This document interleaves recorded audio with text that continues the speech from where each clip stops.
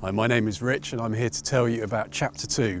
Chapter 2 is a charity working with fatherless boys because fatherlessness has become an increasing issue in the UK, with roughly 1 in 2 15-year-olds now growing up without both parents, and roughly 92% of those households are headed by a mother. And that is the route by which many boys become estranged from their father. And the broader issue here is that we have a very individualistic society in the UK. Indeed, a study by Hofstede showed that the UK is one of the most individualistic societies in the entire world, which means when a boy is growing up with no father, the chances are he's not going to come into contact with any other positive male role models.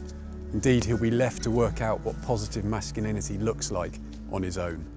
So this is not to make a point about marriage, rather this is making a point about the importance of fatherhood. Because when children are growing up in a single parent household, there's an increased risk that they'll become estranged from their father altogether. And for a child estranged from their father, they're far more likely to fail at school, far more likely to end up living in poverty and unemployed later in life.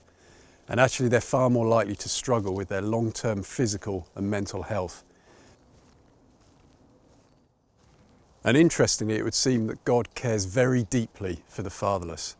Right from the start of the Bible, God makes very specific provision to care for the fatherless through the Mosaic law in Deuteronomy and Exodus.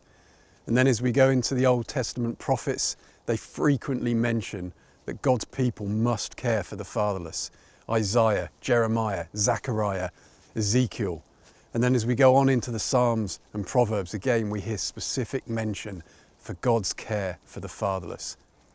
And then in the New Testament we have James 1:27, where the author says that pure and genuine religion in the sight of God is caring for the fatherless and for widows.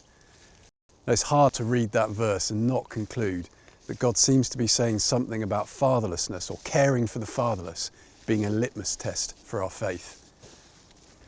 At Chapter 2, our response to the fatherless crisis is to provide a fatherless boy with a dedicated one-to-one male mentor that will meet up with him frequently over the long term. So if you're at all interested in finding out what it looks like to mentor with Chapter 2, then please come to one of our next training days.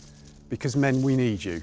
We have a growing waiting list of boys in desperate need of a good man in their life. To mentor with Chapter 2, you don't need to have any specific experiences. You don't need to be a social worker or a counsellor or a youth worker. You don't even need to be a father yourself. We can provide you with all the training that you need, because what we need most is good men that are going to turn up consistently over the long term. So please come to our next training day and help us write hope into the fatherless story.